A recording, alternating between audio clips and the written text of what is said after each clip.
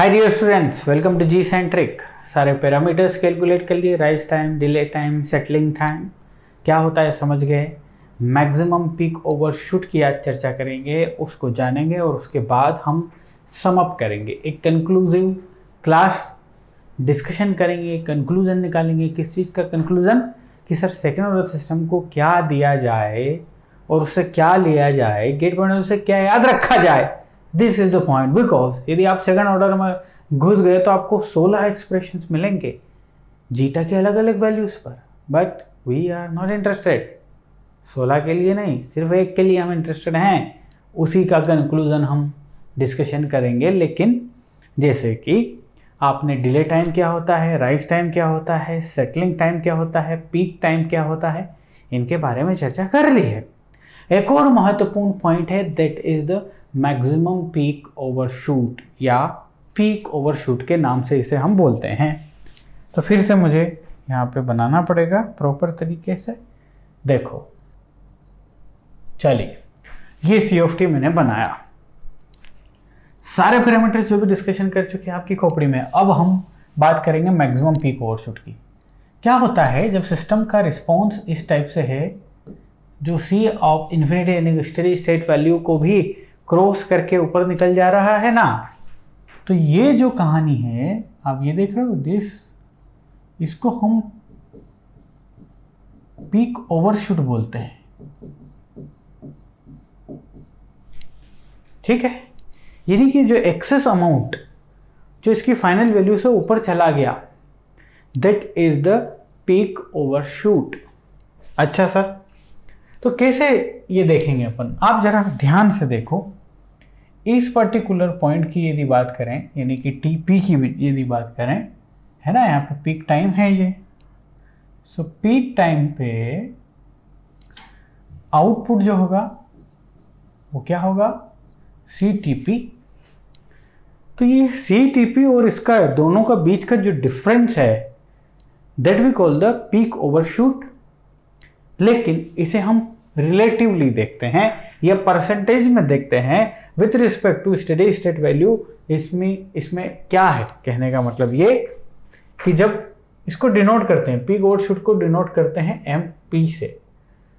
अच्छा, ये होगा कि output at this minus C infinite, ये डिफरेंस, बट ये डिफरेंस लिया जाता है विथ रिस्पेक्ट टू इस वैल्यू, यानी कि C रिलेटिवली लिया जाता है, यानी कि C इनफाइनाइट। और यदि इसे आप 100 से मल्टीप्लाई कर देते हो तो ये बन जाता है परसेंटेज ओवरशूट। कहने का मतलब ये एक मैथमेटिकली एग्जांपल से समझिए। सपोज 5 नंबर आने चाहिए, मैक्सिमम वैल्यू 5 नंबर मिलने चाहिए, और मिल जाए कभी गलती से 8, तो कितना परसेंट ज़्यादा मिल गया निकाल सकते हैं। कैसे? 8 - 5 डिवाइड बाई 5 गुणा 100 से। ये परसेंटेज में हमने देखा है ना भाई साहब।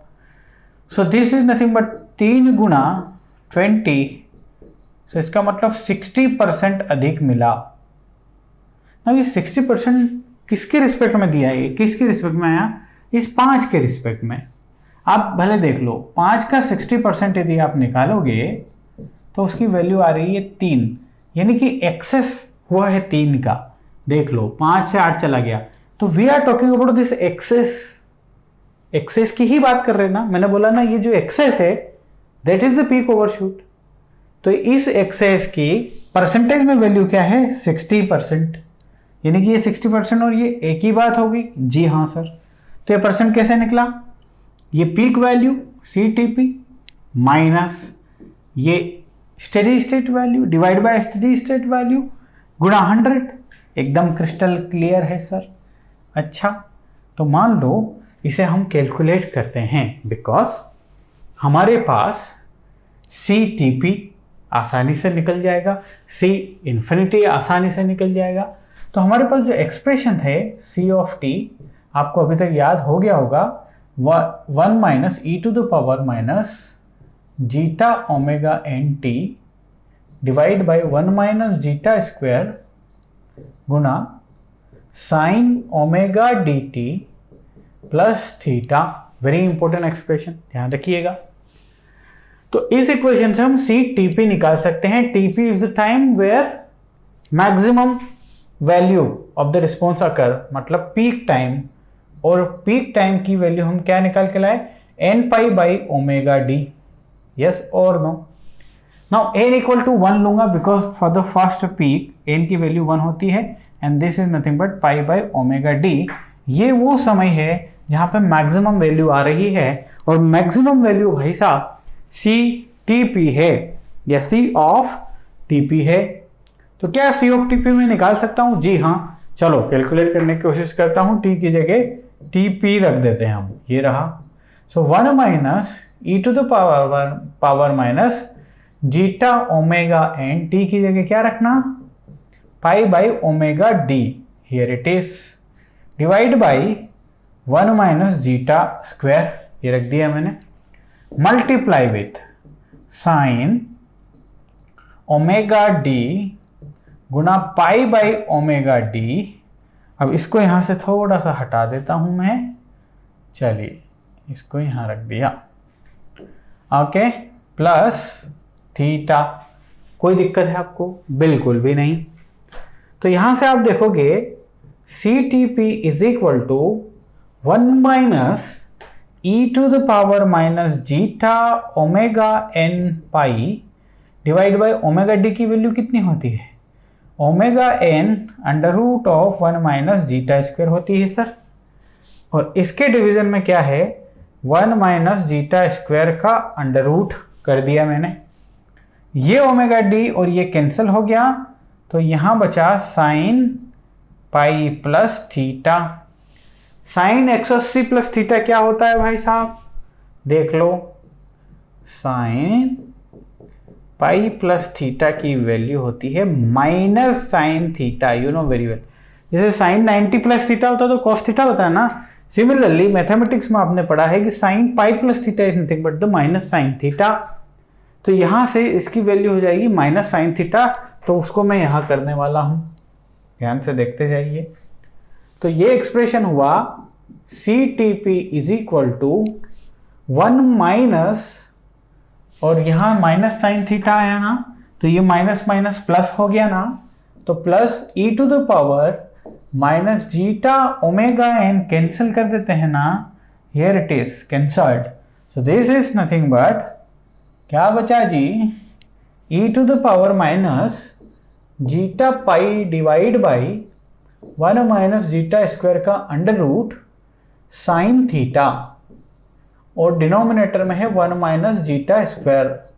Now you know very well sine theta is equal to इतना, पता है ना आपको, sine theta is equal to 1 minus zeta square, ये कैलकुलेट कर चुके हैं अपन। तो इसका मतलब ये दोनों भी एक दूसरे को कैंसिल कर दिए, ये लीजिए। तो क्या बचा सर, हमारे पास सी टी पी बचता है 1 plus e to the power minus zeta pi 1 minus zeta square का अंडर रूट, बस यही बचता है सर। अच्छा, तो क्या अब हम परसेंटेज ओवरशूट निकाल सकते हैं? परसेंटेज ओवरशूट बोल लीजिए या परसेंटेज एमपी बोल लीजिए, जो हम इसको डिनोट करते हैं। और वो क्या होता है, सी टी पी, जो कि कितना है, इतना, 1 plus e to the power minus zeta pi divide by 1 minus zeta square this minus C infinity that is 1 divide by 1 गुना 100, क्लियर।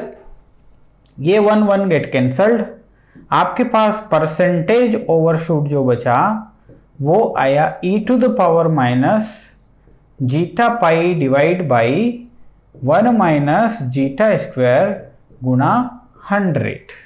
अरे वाह सर, ये मैक्सिमम पीक ओवरशूट का फॉर्मूला आ गया। जी हाँ, और ये वेरी इंपॉर्टेंट फॉर्मूला है। अब आप जरा ध्यान से देखो, अगली पेज पे हम ले लेते हैं परसेंटेज पीक ओवरशूट। आपने जो निकाला तो उसका फॉर्मूला आया e to the power minus zeta pi divide by 1 minus zeta square गुना 100। So this is nothing but percentage overshoot. तो क्या सर इसे हमें याद रखना है? बिल्कुल याद रखना है, क्योंकि एग्जामिनेशन में इससे क्वेश्चन पूछे जाते हैं। अच्छा सर, तो आप यहाँ देख रहे हो कि मैक्सिमम पीक ओवरशूट में सिर्फ और सिर्फ जीटा आ रहा है, यानी कि जीटा यदि आपके हाथ में है मैक्सिमम पीक ओवरशूट आप निकाल सकते हो। अब आप देखो, when zeta is equal to 0 रख दोगे आप यहाँ पे मान लो, तो मैक्सिमम पीक ओवरशूट कितना आ रहा है भाई? e टू द पावर 0 1 आ जाएगा। So it is nothing but the 100%। 100% का मतलब ये कि आपको प्योरली सिर्फ पीक ओवरशूट्स मिलेंगे या मैक्सिमम ओवरशूट्स मिलेंगे। कब मिलेंगे ये? जीटा इक्वल टू 0 पे। और आपको तो पता है कि zeta is equal to 0 is nothing but ये अनडेम्ड सिस्टम है, और अनडेम्ड सिस्टम यानी कंप्लीट ऑसिलेशंस है, और कंप्लीट ऑसिलेशन मतलब 100% ओवरशूट। 100% ओवरशूट मिल रहे हैं हमें, है ना? अच्छा, अब यही चीज आप जीटा इक्वल टू 1 के लिए यदि निकाल रहे होते तो क्या होता? जीटा इक्वल टू 1 या छोड़िए ना, यहां से एक बात समझ में आई कि there is a relation between zeta and, इसको हटाओ यहां से, हमारे पास जीटा और एनपी में रिलेशन है। यदि इस स्केल पे मैं जीटा की वैल्यू ले लूं और यहां पे परसेंटेज ओवरशूट ले लूं, तो जब जीटा 0 है तो 100% ओवरशूट मिलता है भाई। This is nothing but the 100% percentage में है ये। और जैसे ही जीटा की वैल्यू पड़ेगी एक्सपोनेंशियल डिके होगा, because e to the power है, तो एक्सपोनेंशियल डिके होता है लाइक दिस। तो रिलेशन होता है ऐसा कि जैसे जैसे जीटा बढ़ता जाता है ओवरशूट घटता जाता है। तो आपने देखा ना कि जीटा इक्वल टू 0 के पास नंबर किसका आया था? नंबर कौन सी रेंज का आया था? 0 से 1। ठीक। सो जीटा जब इस रेंज में था तो हमारे पास ओवरशूट जो है वो घट गया था ना, यानी कि चलो सिर्फ मैं ड्रॉ करने की कोशिश करता हूं रेंडमली कि हमें ये मिला था, ओवरशूट कम हुआ, नॉट 100%। उसके बाद जैसे जीटा इज इक्वल टू 1 आपने लिया और जीटा इक्वल टू 1 यदि आप इस इक्वेशन में रख दोगे तो this is 0 and e to the power minus infinity 0, यानी कि ओवरशूट है ही नहीं। बिल्कुल सत्य बात। जीटा इज इक्वल टू 1 के लिए ऐसा आया था ना, ओवरशूट दिख रहा है क्या? सर नहीं दिख रहा है। तो ये एकदम 0 हो जाता है when zeta is equal to 1, और जीटा इज इक्वल टू 0 के लिए 100% ओवरशूट है। ठीक है, तो ये सर आपको बात समझ में आ गई? बिल्कुल। सो मैक्सिमम पीक ओवरशूट भी समझ गए। चलिए, ये हमने इसकी डेफिनेशन भी लिख दी। The maximum positive deviation from of the output with respect to its desired steady state value is known as the peak overshoot। कौन सा है भाई? पॉजिटिव डेविएशन है, और पहली बार वाला, फर्स्ट टाइम वाला, क्योंकि आपका ग्राफ ऐसे जा रहा है तो लास्ट वाला मत ले लेना, पहला वाला मैक्सिमम, इसीलिए लिखा the maximum positive deviation of the output with respect to this and that, everything is clear, this is the formula we have used. तो फाइनली मैक्सिमम ओवरशूट के लिए क्या याद रखना? Formula, and that is nothing but percentage overshoot is nothing but, sorry, जो formula derive करके लेके आ गए वो e to the power minus zeta pi 1 minus zeta square गुणा 100। ठीक है, अब जीटा की जो भी वैल्यू रहेगी हम इसकी वैल्यू निकाल लेंगे। अब जरा ध्यान से देखो, समअप करेंगे, कंक्लूजन करेंगे हम सभी चीज का जो हम पढ़ के आए हैं। अब कंक्लूजन में मैं शुरू से शुरुआत करूंगा, क्योंकि गेट के पॉइंट ऑफ व्यू से जो सबसे ज़्यादा महत्वपूर्ण चीज़ है उसकी मैं यहाँ पे बात करने वाला हूँ। आपने सेकेंड ऑर्डर सिस्टम लिया? जी हाँ लिया। Omega N square divide by S square plus 2 zeta omega N S plus omega N square. ये लिया था। ओके, इसे आपने इनपुट्स दिए, बहुत सारे दिए। गेट बाउंड के हिसाब से मैंने आपको कौन सा सबसे महत्वपूर्ण इनपुट बताया? सर यूनिट स्टेप लेंगे हम, u ऑफ t देंगे, यानी कि 1/s देंगे, और आउटपुट लेंगे c of t, that is the step response लेंगे। लेकिन इन विच रेंज लेंगे? सर जीटा की वैल्यू रखेंगे 0 से 1। ये सबसे महत्वपूर्ण है, इसीलिए इसको लिया मैंने, बाकियों को नहीं लिया। इसी को सम अप करेंगे।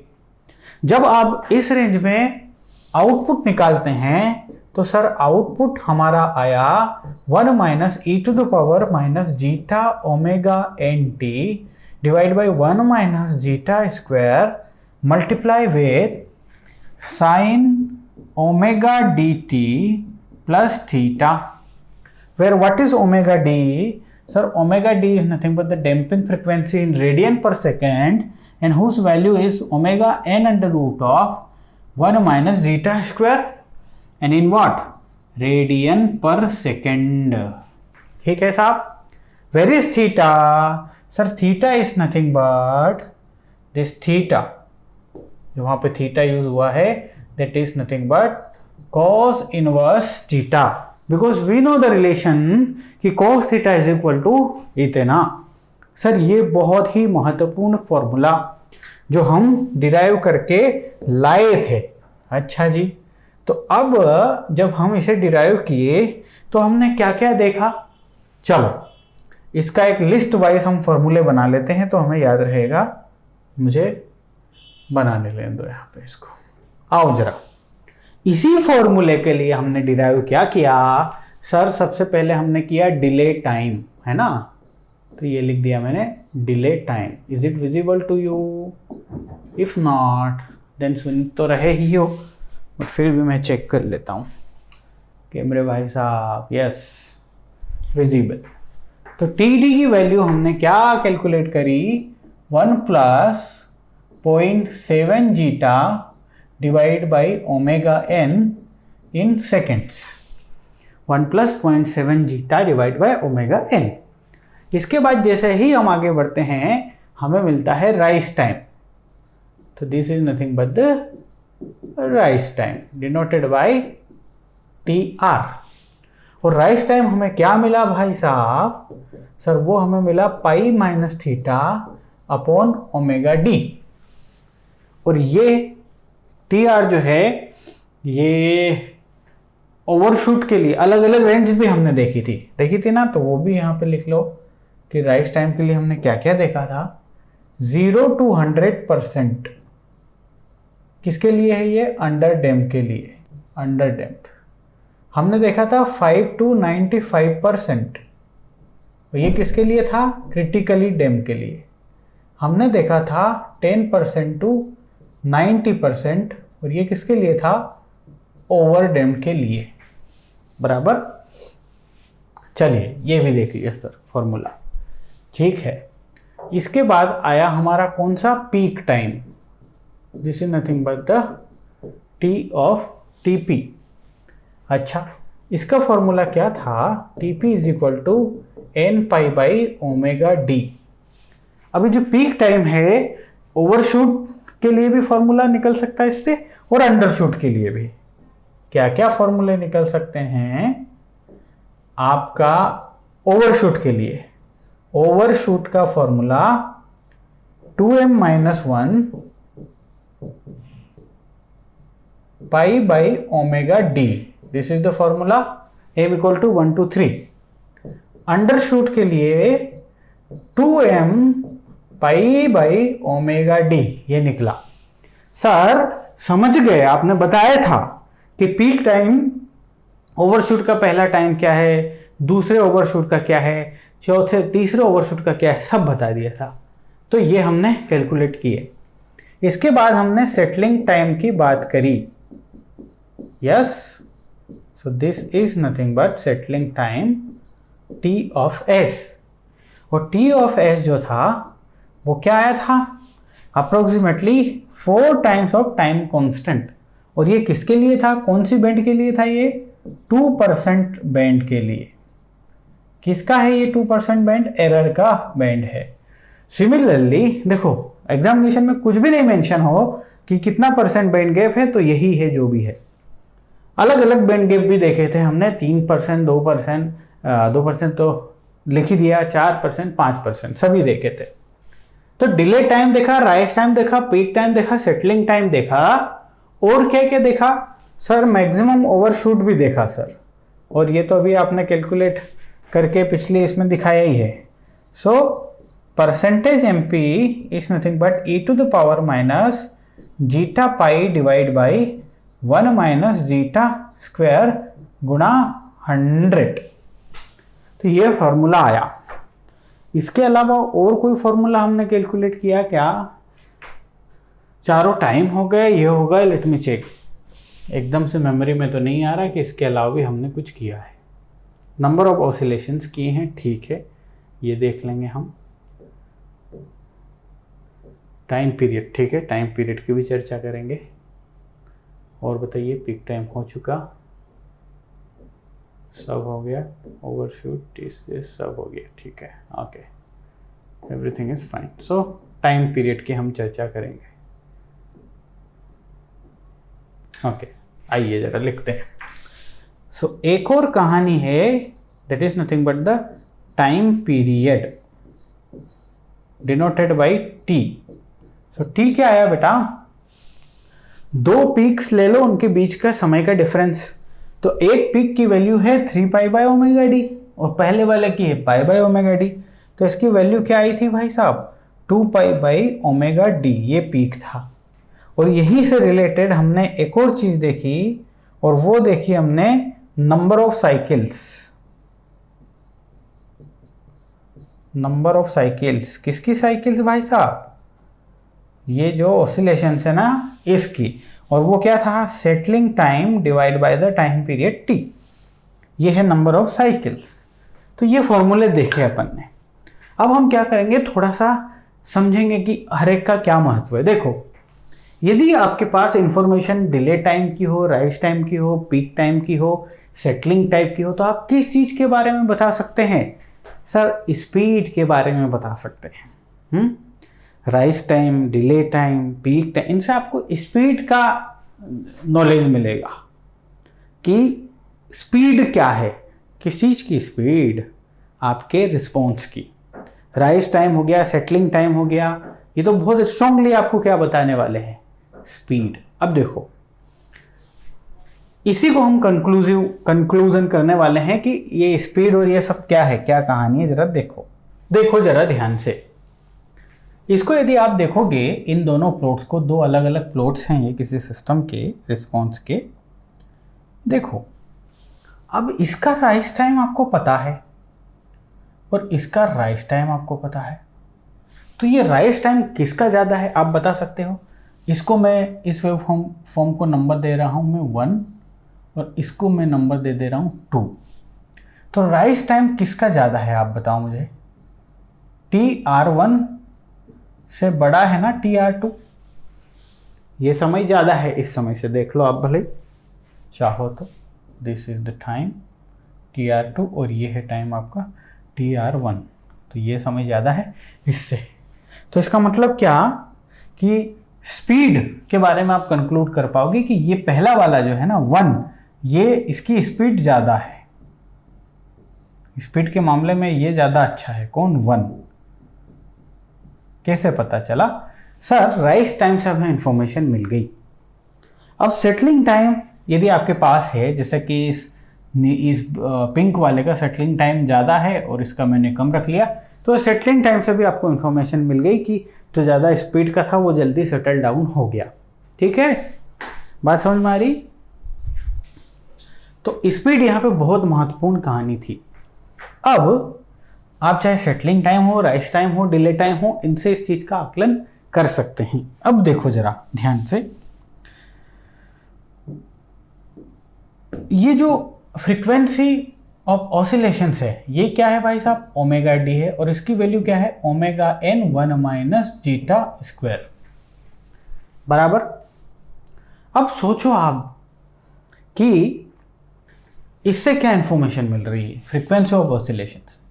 मान लो जीटा इज इक्वल टू 0 है, तो उस केस में ओमेगा डी क्या आ रहा है भाई साहब, ओमेगा एन अनडेम्ड, और अनडेम्ड सिस्टम के लिए frequency of oscillation, natural frequency of oscillation omega N है, ठीक है। लेकिन जैसे ही जैसे जीटा की वैल्यू बढ़ती जाती है, ओमेगा डी की वैल्यू ओमेगा एन से कम होती जाती है। आप देख लो खुद ही, यदि जीटा की वैल्यू यहाँ ले लिया आपने 0.5, सो इस फैक्टर की वैल्यू, ये पूरे की वैल्यू 1 से कम आएगी, 1 से कम ओमेगा एन में मल्टीप्लाई होगा, यानी कि ओमेगा एन हमेशा ज़्यादा बड़ा रहेगा ओमेगा डी से। इसका मतलब फ्रीक्वेंसी, सस्टेन फ्रीक्वेंसी जो थी नेचुरल फ्रीक्वेंसी, उसमें ज़्यादा नंबर ऑफ साइकिल्स बनेगी बजाय इसके।